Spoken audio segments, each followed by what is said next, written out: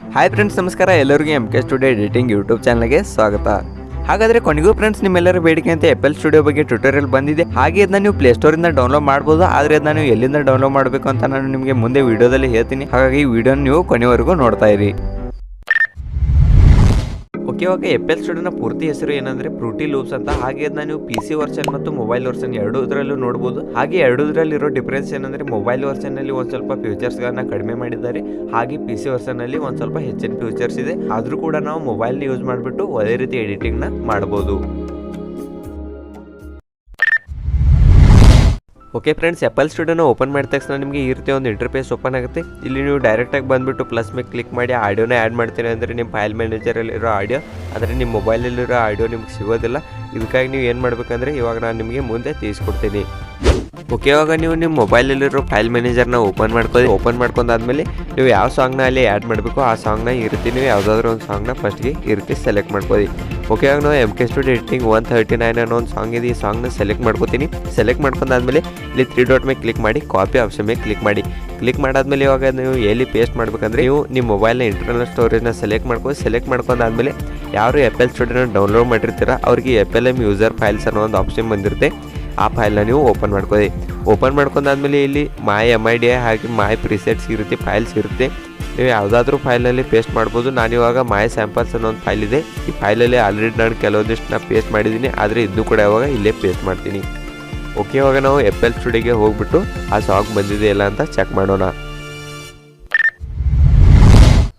Okay, ಇವಾಗ ನೀವು ಇಲ್ಲಿ ಪ್ಲಸ್ ಐಕಾನ್ ಮೇಲೆ ಕ್ಲಿಕ್ ಮಾಡಾದ್ಮೇಲೆ ಇಲ್ಲಿ ನಿಮಗೆ ಆಡಿಯೋ ಕ್ಲಿಪ್ ಅನ್ನೋ ಒಂದು ಥರ್ಡ್ಗೆ ಆಪ್ಷನ್ ಕಾಣ್ತಾ ಇದೆ. ಈ ಆಪ್ಷನ್ ಮೇಲೆ ಕ್ಲಿಕ್ ಮಾಡಿ. ಓಕೆ, ಕ್ಲಿಕ್ ಮಾಡಾದ್ಮೇಲೆ ಇವಾಗ ಫಸ್ಟ್ಗೆ ನೋಡೋದು ಮೈ ಫೈಲ್ಸ್ ಅನ್ನೋ ಒಂದು ಆಪ್ಷನ್ ಇದೆ. ಆ ಆಪ್ಷನ್ ಮೇಲೆ ಕ್ಲಿಕ್ ಮಾಡಿ.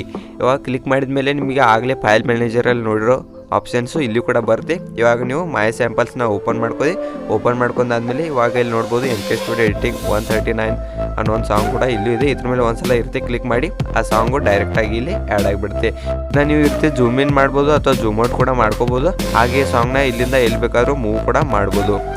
ಓಕೆ, ಇವಾಗ ಇದಾದಮೇಲೆ ಮತ್ತೆ ಪ್ಲಸ್ ಐಕನ್ ಮೇಲೆ ಕ್ಲಿಕ್ ಮಾಡಿ. ಅದಾದಮೇಲೆ ಇಲ್ಲಿ ಫಸ್ಟ್ಗೆ ಡ್ರಮ್ಸ್ ಅನ್ನೋ ಒಂದು ಆಪ್ಷನ್ ಕಾಣ್ತಾ ಇದೆ. ಡ್ರಮ್ಸ್ ಆಪ್ಷನ್ ಮೇಲೆ ಕ್ಲಿಕ್ ಮಾಡಿದರೆ ಇಲ್ಲಿ ಮೊದಲಿಗೆ ಒಂದು ಸ್ವಲ್ಪ ಬೇಸಿಕ್ ಕಿಟ್ಸ್ನ ಅವರು ಕೊಟ್ಟಿರ್ತಾರೆ. ಇವನ್ನ ಯೂಸ್ ಮಾಡ್ಕೊಂಡ್ಬಿಟ್ಟು ಇರ್ತಿ ಡ್ರಮ್ಸ್ನ ಹಾಗೆ ಬೇಸ್ ಪ್ಯಾಕ್ಸ್ನ ಇರ್ತಿ ನೀವು ಆ್ಯಡ್ ಮಾಡ್ಬೋದು. ಇದನ್ನೆಲ್ಲ ನಿಮಗೆ ಮುಂದೆ ತಿಳಿಸ್ತೀನಿ. ಇವಾಗ ಜಸ್ಟ್ ಬೇಸಿಕ್ನ ನೋಡೋಣ. ನಮಗೆ ಇವಾಗ ಆ ಲೇಯರ್ ಬೇಡ ಅಂದರೆ ಸೈಡ್ಗೆ ಇರುತ್ತೆ ಟ್ಯಾಪ್ ಮಾಡ್ಕೊಂಡು ಹಿಡ್ಕೊಂಡು ಆದಮೇಲೆ ಡಿಲೀಟ್ ಚಾನಲ್ ಆಪ್ಷನ್ ಮೇಲೆ ಕ್ಲಿಕ್ ಮಾಡಿ. ಅದಾದಮೇಲೆ ಡಿಲೀಟ್ ಮೇಲೆ ಒತ್ಬಿಡಿ. ಆ ಲೇಯರು ಡಿಲೀಟ್ ಆಗಿಬಿಡುತ್ತೆ.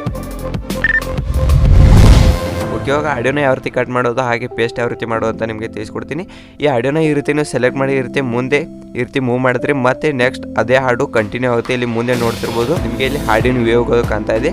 ಓಕೆ, ಇದು ಈ ರೀತಿ ನಿಮಗೆ ಮತ್ತೆ ಇದನ್ನ ಎಕ್ಸ್ಟೆಂಡ್ ಕೂಡ ಮಾಡ್ಕೋಬೋದು. ಅದಾದಮೇಲೆ ಈ ಸಾಂಗ್ನ ಈ ರೀತಿ ಸೆಲೆಕ್ಟ್ ಮಾಡ್ಕೊಂಡಾದ್ಮೇಲೆ ಇಲ್ಲಿ ಮೇಲೆ ಕಾಪಿ ಆಪ್ಷನ್ ಬರ್ತಾ ಇದೆ. ಕಾಪಿ ಆಪ್ಷನ್ ಮೇಲೆ ಕ್ಲಿಕ್ ಮಾಡಿದ್ಮೇಲೆ ಇಲ್ಲಿ ನೀವು ಮುಂದೆ ಹೋಗ್ಬಿಟ್ಟು ಪೇಸ್ಟ್ ಮಾಡಿದರೆ ಆ ಹಾಡು ಮತ್ತೊಂದು ಸಲ ಪೇಸ್ಟ್ ಆಗುತ್ತೆ. ಓಕೆ, ಇದನ್ನ ಕಟ್ ಮಾಡಬೇಕಾದ್ರೆ ಇಲ್ಲಿ ಮೇಲೆ ಈ ರೀತಿ ನೀವು ಟ್ಯಾಪ್ ಮಾಡ್ಕೊಂಡು ಅದಾದಮೇಲೆ ನೀವು ಎಷ್ಟು ಸ್ಪೇಸ್ನ ಕಟ್ ಮಾಡಬೇಕು ಅಷ್ಟು ಸ್ಪೇಸ್ನ ಈ ರೀತಿ ನೀವು ಸೆಲೆಕ್ಟ್ ಮಾಡ್ಕೋಬೇಕಾಗುತ್ತೆ.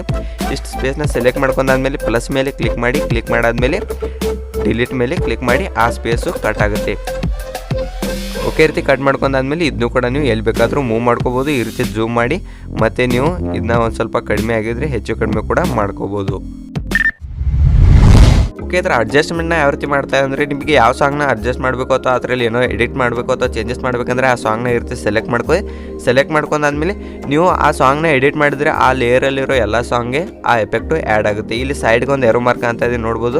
ಈ ಮಾರ್ಕ್ ಮೇಲೆ ಕ್ಲಿಕ್ ಮಾಡಾದ್ಮೇಲೆ ಇಲ್ಲಿ ಮತ್ತೊಂದು ಪ್ಲಸ್ ಆಪ್ಷನ್ ಬರುತ್ತೆ. ಪ್ಲಸ್ ಮೇಲೆ ಕ್ಲಿಕ್ ಮಾಡಿ ಇಲ್ಲಿ ನಿಮಗೆ ಈಕೋ ರಿವರ್ಬ್ ಇರುತ್ತೆ, ಬೇರೆ ಬೇರೆ ಮಲ್ಟಿ ಎಫೆಕ್ಟ್ಸ್ ಕೋರಸ್ ಇರುತ್ತೆ, ಬೇರೆ ಬೇರೆ ಎಫೆಕ್ಟ್ಸ್ ಎಲ್ಲ ಸಿಗುತ್ತೆ. ಈ ಎಫೆಕ್ಟ್ಸ್ಗಳ ಬಗ್ಗೆ ನಾನು ನಿಮಗೆ ಮುಂದೆ ತಿಳಿಸ್ಕೊಡ್ತೀನಿ.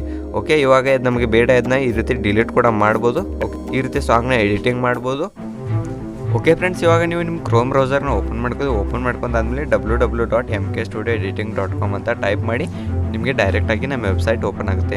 ಓಕೆ, ಓಪನ್ ಆದಮೇಲೆ ಇಲ್ಲಿ ಬೇರೆ ಬೇರೆ ಪೇಜ್ಗೆ ಬರ್ಬೋದು. ಆದರೆ ಇಲ್ಲಿ ಮೇಲೆ 3 ಲೈನ್ಸ್ ಮೇಲೆ ಕ್ಲಿಕ್ ಮಾಡಾದ್ಮೇಲೆ ಸ್ಟುಡಿಯೋ ಅಂತ ಸರ್ಚ್ ಮಾಡಿದ್ಮೇಲೆ ನಿಮಗೆ ಒಂದು ಪೇಜ್ ಬರುತ್ತೆ. ಆ ಪೇಜ್ ಮೇಲೆ ಕ್ಲಿಕ್ ಮಾಡಾದ್ಮೇಲೆ ಅಲ್ಲಿ ನಿಮಗೆ ಲಿಂಕ್ ಇರುತ್ತೆ, ಅಲ್ಲಿಂದ ನೀವು ಡೌನ್ಲೋಡ್ ಮಾಡ್ಕೋಬೋದು.